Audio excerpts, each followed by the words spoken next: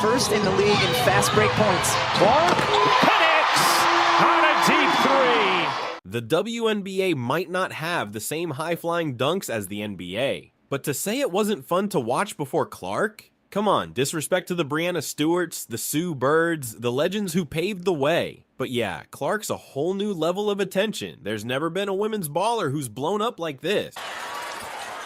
And now Clark comes up with a steal. Clark thought about pulling up from three, will dip inside and lay it in. There are the first points in the WNBA career of Caitlin Clark. Take it at the rim. Here, hesitation. You have to come up on her. It goes by. Her first two.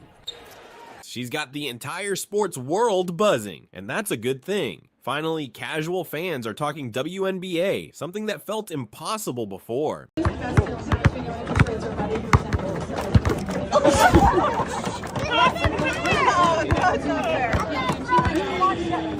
Maybe Clark's impact is like Michael Jordan in the early 90s. He took the NBA global, made it a brand, a money machine. Clark's doing the same for the WNBA, but for a different reason. She's pure, unadulterated skill, lighting up the court and grabbing everyone's attention. All over her. Clark eyes up. Bounces to Boston. Boston one-on-one with Jones, will flip it in. Numbers don't lie, and the numbers say Clark's a game changer.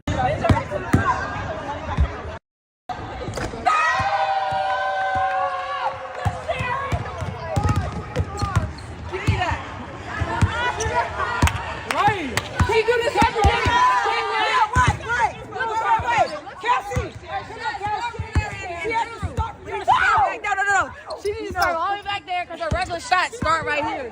Start all the way back here. You see that? All right, back up.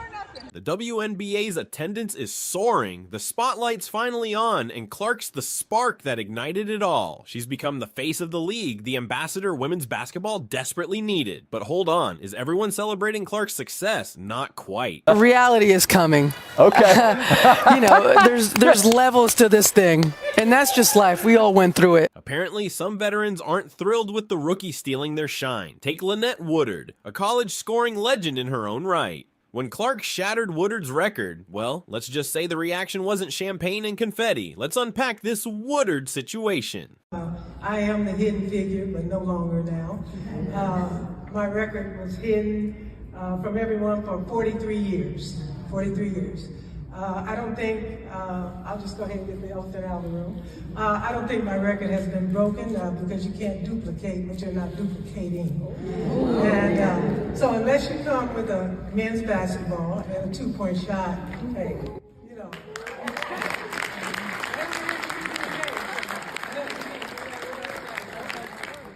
But just for you, so you can understand, so you can help me spread that word. But Woodard dominated her era, a scoring machine with a legacy to be proud of. But when Clark surpassed her record, Woodard went salty. Instead of celebrating, she downplayed Clark's achievement, claiming different eras can't be compared. It meant the world to me that Coach would say that I had the true record. That record has been hidden, so to speak, for 43 years. And for her to be in another stratosphere with her team, trying to get to the Final Four, for her to take the time and say that, I'll never forget it as long as I live. I get that Woodard probably deserves some shine for scoring all those points back in the day, but come on, it's not fair to diss Caitlin just for breaking the record. Woodard played a different game. No three-pointers back then, different ball even. It's like comparing apples and oranges. The game changed, and that's not Caitlin's fault. Think about it this way. Imagine Kareem getting grumpy because LeBron broke his scoring record without a three-pointer. Crazy, right? Kareem even celebrated with LeBron. Nobody knew about Woodard's record until Caitlin came along. Now, thanks to Caitlin, everyone's talking about Woodard. Caitlin even gave her a chance to get recognized for her amazing skills. Super cool, like Coach Bluter said, is like, you know, the NCAA didn't want to recognize women and what they did back in the 1980s. And, you know, I think it just speaks to the foundation that these players have laid for us to have opportunities to be able to play in environments like this, in front of crowds like this. So I wouldn't have the opportunity to be able to do what I'm doing every single night if it wasn't for people like her. And obviously there's so many great players across the board. So I'm just really thankful and grateful to have those people that have come before me. And yeah, it's super special. You know, obviously she's one of the best all time, could certainly score the ball.